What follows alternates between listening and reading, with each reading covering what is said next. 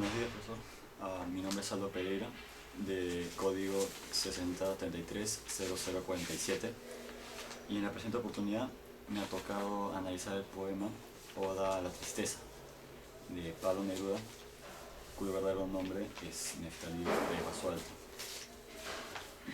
Neftalí nace en 1904 en Parral, Chile. Destaca desde muy joven en la literatura. Se hace cargo de puestos administrativos en editoriales, en periódicos. Pasa un tiempo y por 1930 se va a Europa. Ahí recibe influencia de la generación de 27, por ejemplo. A su regreso a Chile, se une al Partido Comunista y luego es exiliado y regresa a Chile en 1953. Se casa con Matilde Urrutia y finalmente en 1973 muere. El poema que me tocó analizar pertenece al libro de Odas Elementales, escrito en 1954. Este es un libro de movimiento literario postmodernista. Esto quiere decir de que el poeta se preocupa no tanto ya por la estética, como sucede en el modernismo, sino por el mensaje que quiere transmitir, por los sentimientos que veremos más a continuación. Pues bien, teniendo todo esto en cuenta, el tema que se puede rescatar de Oda a la Tristeza es principalmente un repudio hacia la tristeza misma. Un subtema que podemos sacar es la búsqueda de la felicidad como producto del fin de la tristeza. Entrando entonces a las ideas, es que la tristeza produce un sentimiento de asco, por así decirlo, en el yo poético, que lo vemos reflejado, como vemos más adelante, en los recursos morfosintácticos. Entonces, así que vemos palabras como escarabajo de 7 patas rotas, huevo de telaraña, rata descalabrada, esqueleto de perro. Esto nos produce un sentimiento de asco, de repudio hacia lo que trata esta oda. Asimismo, la tristeza hace daño y debe irse. Vuelve al norte con tus dientes de culebra. Estos dientes de culebra nos hace ver que es algo venenoso, que hace daño al yo poético y que por lo tanto lo quiere lejos, no quiere que vuelva a entrar. Nuevamente, esto se puede reflejar en los recursos morfosintácticos.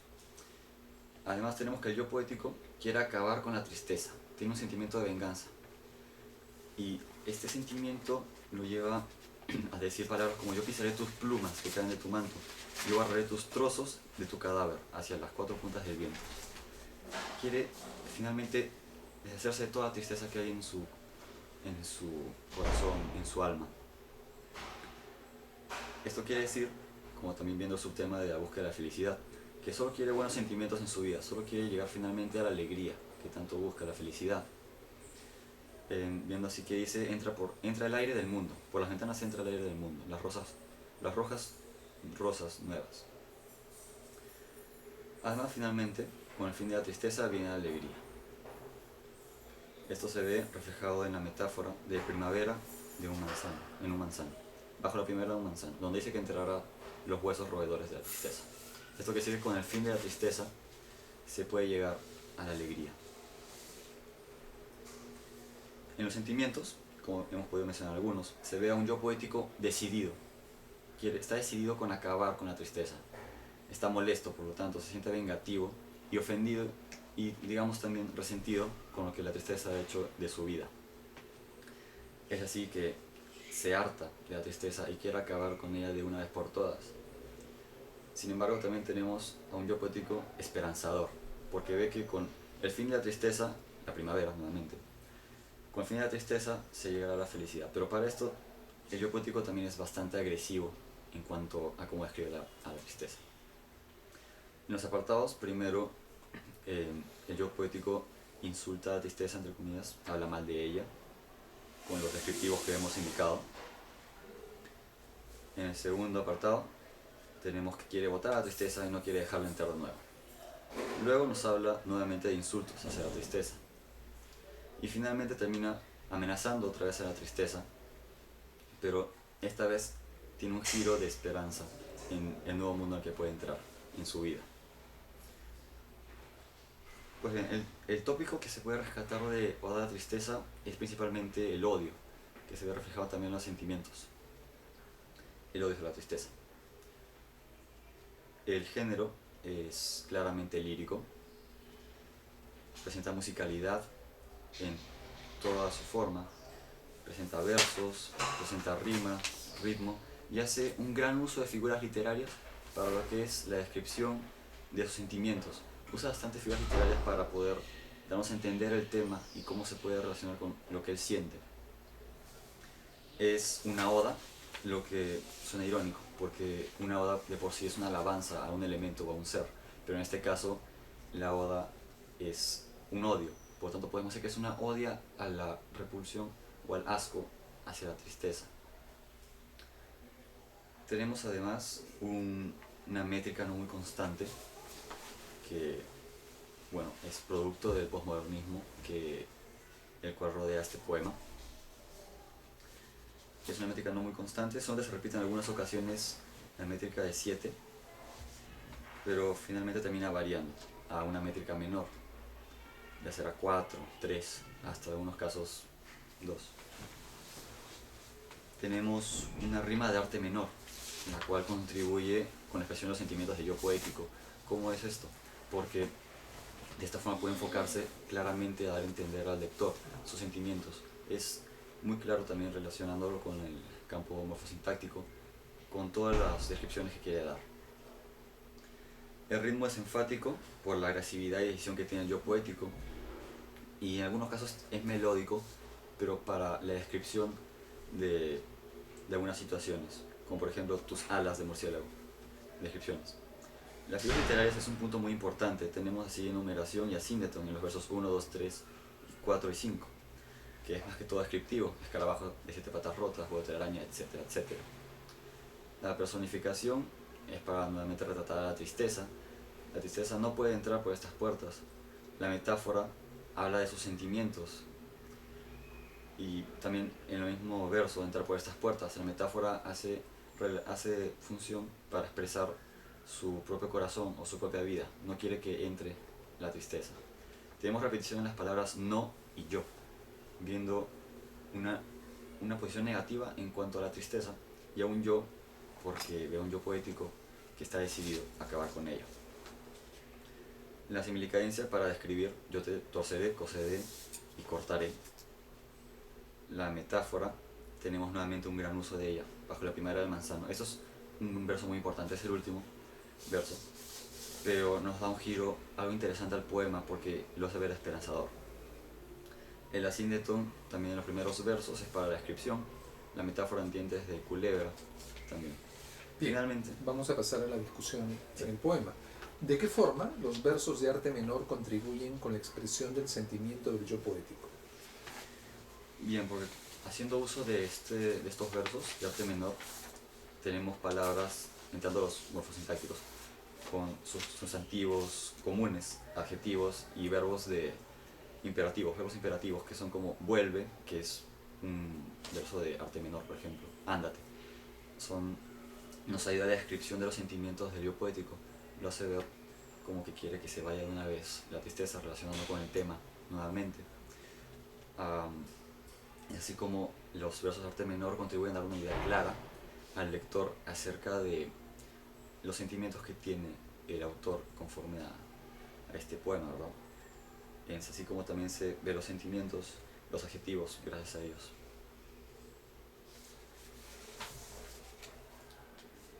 ¿Qué recursos son los más importantes para resaltar el tema propuesto en el poema? Yo considero dos recursos muy importantes, que son las figuras literarias, ya sea principalmente la metáfora, por ejemplo la primavera de un manzano, o también entra por estas puertas, que hace relación a lo que él siente conforme a la tristeza. Pero considero que lo más importante está en los recursos morfosintácticos.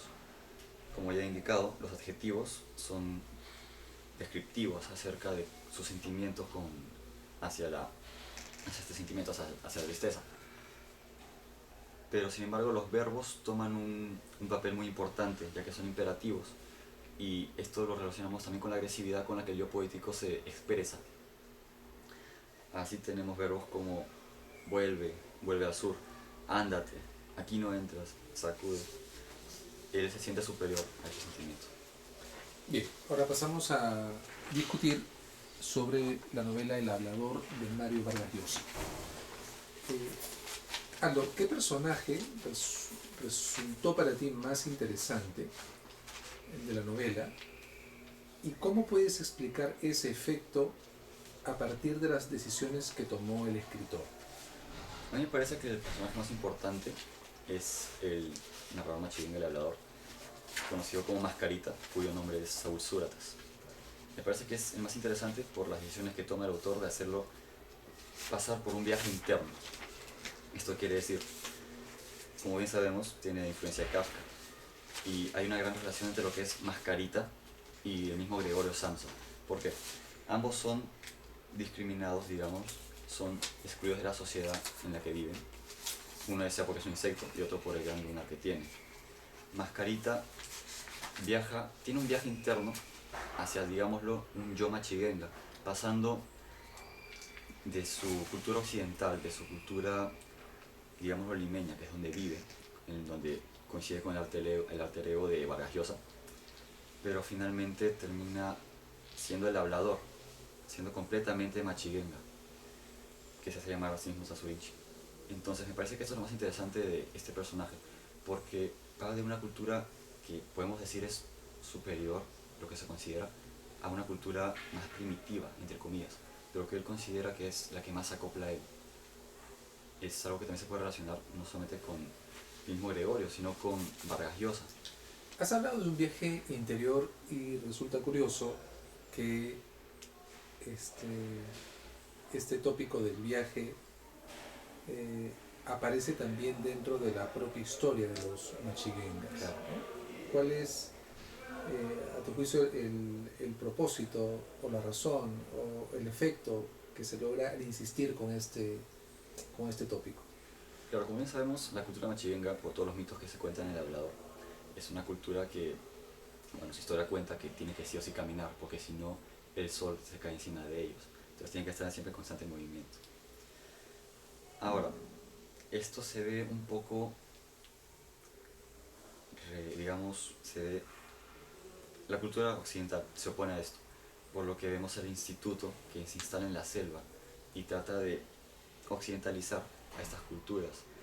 Ahora, Mascarita se identifica bastante con los machigengas, no solo por estar siempre cambiante, sino por también la marginalidad con la que vive, no solo en la sociedad limeña en la que estaba antes. Bueno, más que todo es por eso, por el lunar que posee, es un signo muy característico Mascarita. Hay otros viajes, como por ejemplo el del propio narrador, ¿no? Claro, al pueblo machigenga. Tanto al interior, digamos, de Santa, bueno, de la selva, cuando se enterra en la selva, pero de hecho la novela es contada desde un espacio diferente al peruano, ¿no? Sí. ¿Cuál crees tú que es la razón por la cual el autor elige ubicar al narrador principal, ¿no? El alter ego del propio Vargas Llosa, en Firenze? Bien, tenemos esto se relaciona bastante con lo que son los vasos comunicantes, son dos historias contadas pero que se relacionan. Es un recurso que utiliza Vargas Llosa bastante interesante. Y digamos que Firenze y selva amazónica son dos contraposiciones. El narrador civilizado, entre comillas, se ubica en Firenze, el alter ego, y el narrador machigenga en la selva. Ahora, las dos perspectivas que nos cuentan son distintas. Estamos viendo entonces un choque de culturas, un mix de culturas entre la occidental, representada en Firenze, cuna de la civilización, no civilización, pero digamos eso. Cuna del Renacimiento, del Claro, mundo el moderno, Renacimiento, ¿no? Dante Alighieri, todos ellos. Y por otro lado la selva amazónica, la mitología. Entonces lo que hace el autor es presentar dos historias que se sincronizan, pero que finalmente se dan en un choque de culturas. Que es Ha mencionado una temática clave que está asociada a esa confrontación entre dos mundos, uno civilizado y uno bárbaro, desde una perspectiva, por supuesto. ¿De qué otra manera se expresa esa confrontación, ¿no? O sea, ¿con qué otros recursos se expresa esa confrontación de esos dos mundos? Como el que indiqué, sería los saltos cualitativos entre los dos narradores, porque tenemos narradores que es Mascarita y Vargas Llosa. como un alter ego de Vargas Llosa, em, vemos dos tipos de narraciones muy distintas, dos perspectivas muy distintas, entre lo que es la razón representada en la civilización Vargas Llosa y la mitología pura y clara del hablador Machiguenga. Entonces este choque de culturas se ve entre la mitología explicada por la razón. Nuevamente el salto cualitativo es un recurso del que hace mucho uso Vargas Llosa para la redacción del hablador, porque es mediante esto y bueno, también los vasos comunicantes, con lo que se ven dos historias prácticamente opuestas, una mitológica y otra razonable, en que finalmente se pueden, digamos, se pelean, entre así decirlo. Hay una, es cierto, hay una racionalidad que es asumida por el narrador occidental y que está ligada con la escritura, ¿no? Que es el modo occidental de expresar las ideas, mientras que en el narrador Machiguenga lo que tenemos es un registro oral, Sí. ¿no? Que digamos, podría ser otro modo de hecho de contraponer esta cultura, pero de algún modo, digamos, el escritor, ¿no? El novelista, ve en ese narrador occidental capaz de atraer, digamos, la atención de los machiguengas a través de sus historias, un modo de autorreferirse a sí mismo, ¿no? ¿Consideras tú esto, digamos, estarías de acuerdo con ello? O sea, estamos frente a un personaje, ¿no? Que es un escritor que encuentra, por ejemplo, en el hablador un modo de referirse a sí mismo. Sí, como bien sabemos, Vargas Llosa hemos podido leer que es un gran admirador de lo que es la palabra, pero la palabra oral, no la palabra escrita. Por lo tanto, ve en el hablador y se ve también, eso es prácticamente literal de lo que dice en el libro, en la obra, lo ve como la savia de la cultura machiguenga. Entonces, la cultura viva de lo que es los mitos, la cultura machiguenga, como yo podría decir. Um, Vargas Llosa quiere llegar a eso. O sea, sí se siente identificado con lo que es el personaje Mascarita, el hablador, porque siente el poder de la palabra como algo que es imposible, dicho sea de paso, de ponerlo en puño y letra, pero trata de hacerlo con palabras dichas por el narrador Machiguenga. Ya sea cuando estaba contando su historia, podemos ver frases que dice como que, o eso es lo que yo he sabido, o palabras que nos hace ver como un, digámoslo así, un nativo que busca aprender el español. Y lo que busca Vargas Llosa es pues transmitir el poder de la palabra mediante haciendo mención o tratando de reflejar el sonido, por así decirlo, en, las palabras del hablar machigana cuando le toca hablar a él. Eh, ¿Qué otros consideras tú, qué otros recursos literarios son claves para expresar esa confrontación entre mundos? A mí me Pues, parece que entre mundos opuestos, ¿no? sí, consideraría nuevamente las dos perspectivas de los narradores, pero también podemos ver a los tiempos novelísticos, que son muy distintos en cuanto a los dos narradores y las dos historias. Tenemos por un lado el tiempo novelístico considerado como cuadro, que es el tiempo lineal, digamos lo que es el dado en Firenze. Vemos que el narrador va de Firenze a otro lado, pero ahí regresa a Firenze. Está escribiendo un cuadro, por lo tanto el tiempo no es un círculo como si lo es en el caso de los Machiguenga. Es una confrontación entre los tiempos. Mientras tenemos que en el Machiguenga el tiempo va de pasado, no es muy específico. Parece que es un mito, es un mito. Entonces es un espacio, digamos, circular, como hacemos historia circular. Um, entonces es mediante, creo que esta confrontación de los tiempos novelísticos entre el tiempo lineal y el tiempo circular, o también imaginario, que se da en la mitología machiguenga, que podemos ver una medida más para poder la confrontación de las dos culturas, la occidental y la selvática en este caso. Esos son los tres recursos que me parecen los más importantes. Además tenemos también el dato escondido, que genera expectativa en el lector, pero eso es para otro tipo de ayuda. Muy bien, Aldo, muchas gracias.